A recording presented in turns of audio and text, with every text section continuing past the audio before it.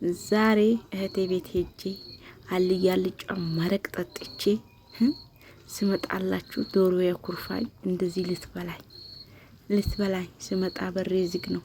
ማን ይክፈትልኝ? በሬ ተቆልፎ አይጠብቀኝም። ከዛ ምን ይዋጠኝ? የት ልግባ? መልሼ እህቴ ቤት ልሂድ ወይ? ወይኔ። ሰላም አለይኩም ወራህመቱላሂ ወበረካቱ። ድና የተከበራችሁ ውድ ቤተሰቦቼ ሁላችሁም በያላችሁበት ሰላህ ይጠብቀን። ለቤት የምዲስ ሆናችሁ ሰብስክራይብ አድርጉ፣ ቪዲዮ ላይክ ማድረግ ጀምሩ።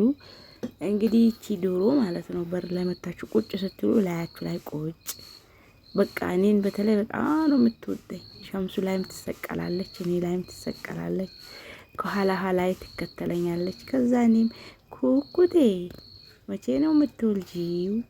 ኧረ ተይ መቼ ነው ተይ እያልኳት አጫውታታለሁ። እና ጭራዋን ደግሞ ምንድነው ሽስማ እሳት ነው ያቃጠላት። አንዴ ስጋግር ማለት ነው ገብታ በዛ ዞሬ ሄዳለሁ ስትል እሳቱ ለብለብ እያለ ነበረ። ለበለባት ያንስሻል ለሚል ከሰከስ መድኃኒቱ ነው ብዬ ዝም አልኳት። አሁን እየበቀለላት ነው እና በቃ ያው ሄጄ መጥቼ በር ላይ ቁጭ አልኩ። ዛሬ ደግሞ ሙቀት ተውኝ አልኳችሁ። ሙቀቱ ቢስሚላህ። ዝናቡ እንግዲህ ሄዷል። በዚህ ሰሞን ሳምንት ሊሆን ነው ከዘነበ። አላህ ረህመቱን ይስጠን። ዱአ አድርጉልን። ሙቀት ነው፣ ንፋስ ነው።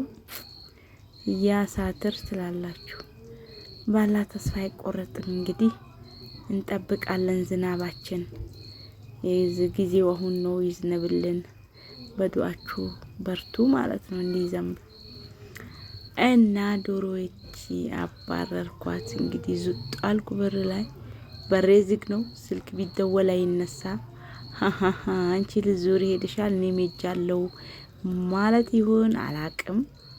ከዛ አለኝ አማራጭ ቁጭ ማለት ነው በር ላይ ከዶሮዎች ጋር እየተጫወትኩ። ከዛ አላችሁ ቁጭ ባልኩበት ያው ዶሮዎች ስላሉ መጫወቱኝ። መጡልኝ፣ ክፈቱልኝ፣ ገባው አላችኋለሁ። በሬን አያችሁ ዝግ ነው፣ ዝግትግት። እኔ ከሌለው ማን ሊከፍት ትላላችሁ? እና ይኸው ምሳችን ቀለል ባለ ሁኔታ። ድንገተኛ እንግዳ ትጠላላችሁ። ቤት ባፈራው ነገር ነው የሚሰናዳው። እና እህቴ ቤት ይሄንን ይመስላል። መረቄን ልጠጣ ሲኒ አምጪ አልኳት። ተነሺ ሲኒ አምጪ፣ እኔ መረቅ በሲኒ መጠጣት ፈልጋለሁ ብያት ጥጥት አርጌ መጣሁ። አልጫ መረቅ እና በቃ ምን ልበላችሁ። ከዛ እዛዩ ላይ ሆነን የኔ ብፌ ልሸጠው አሰብኩኝ። የሆነ ሰው አልፈልገውም ስል ሰምቶ እኔ ልግዛሽ ያለኝ ሰው ነበረ። ከዛ እኔ ደግሞ ቅያሪው ካስገዛኝ ቢያንስ እስከ 5000 ብር ጨምሬ ካስገዛኝ እሸጠዋለሁ ብዬ ብደውል ይቺን ብፌ ማለት ነው ይቺን የምታዩት ኮርነር ላይ የምትቀመጠዋ እሷ ብፌ ስንት ብር ብትሆን ጥሩ ነው? 30,000 ብር አለ። 25,000 ብር ከሆነ ልገዛውን ላሰራ ነበረ ለራሴ ማለት ነው። የኔውን ደግሞ ለ20,000 ልሸጠው ነበረ። እንግዲህ 30,000 ያለኝ እናቴ ነገር ከበዛ ባህያ አይጫንም ነው ምንድነው ይባላል አሉ። እኔ አልፈልግም፣ ተፋቱኝ። ያለችኝን እቺን ብፌ ከፈለኩ እዛ ምንድነው ቤቴን በደንብ ሲስተካከል ከፈለኩ ሴቶች ሳሎን አስገባዋለሁ። እንዴ ያለ ነገር ይጠቅማል እናቴ። ያለኝን ጥዬ ደግሞ እንደገና ፍለጋ ላይ መውጣት። ተፋቱኝ።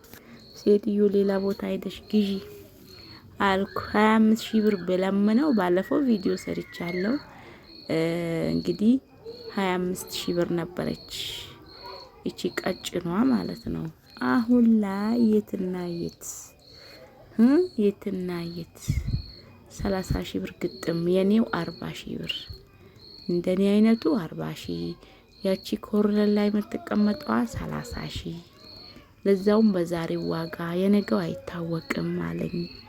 ሰውዬ ተፋታኝ እዛው አልኩት እላችኋለሁ። እና እቃ ቢስሚላህ ረህማን ረሂም 2005 የሚገዛው ፍራሽ 4000 ብር ገባ።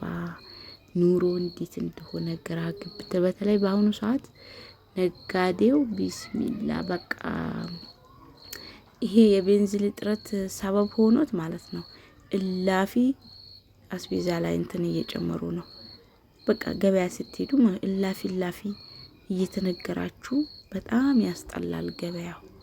እና እንግዲህ አላህ ያረጋጋው። አላቅም ከጅቡቲ 3 መርከብ ቤንዚን እየደረሰላችሁ ነው እያሉ እያጽናኑን ነው። እንግዲህ በተስፋ እየኖርን ነው። ለካ እስትንፋሳችንም ቤንዚን ነው። ወላሂ ገረመኝ። እኔ የዓለም ጦርነት ለካ ዓለምን ሁሉ ነው የሚጎዳው። እኛ ጋር የለም ብሎ ችላ ማለት አያስፈልግም። ለዓለም ዱዓ ስታረጉ ለዓለም ሙሉ ዱዓ አርጉ።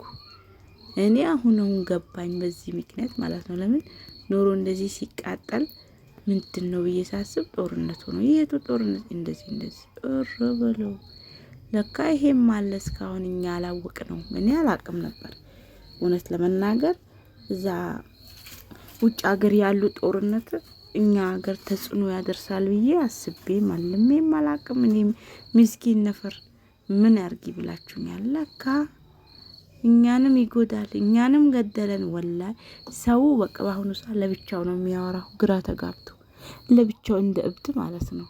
ያሳብዳልም፣ ሁኔታው ያሳብዳል ስታዩት።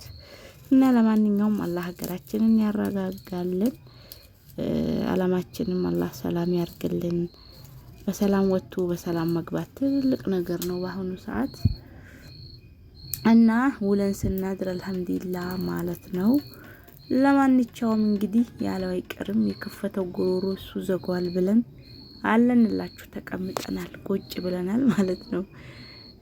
ኑሮ ውድ ነው ተብሎ መቼም ራሳችን አናጠፋ ያለን እስከምንጨርስና ግራ እስከሚገባን እንኖራለን። ግራም ከገባን መፍትሄው የሚፈልገው አላህ ነው። ስለዚህ አትጨነቁ ሀባይቦቼ። እናላችሁ ዞሬ መጥቼ የት ልግባ? ዞሮ መግቢያው ጭራሮ ያሉት ሆንኩኝ እላችኋለሁ። ለምንም ሽቼም ልምጣ እንደዚህ በር ላይ ቁጭ ማለት አላሳዝንም? ኑሮ ውድነት አቃጥሎኝ እንደገና ፀሐይ ሲያቃጥለኝ ቢስሚላ። ለማንኛውም እንግዲህ ደህና ዋሉ።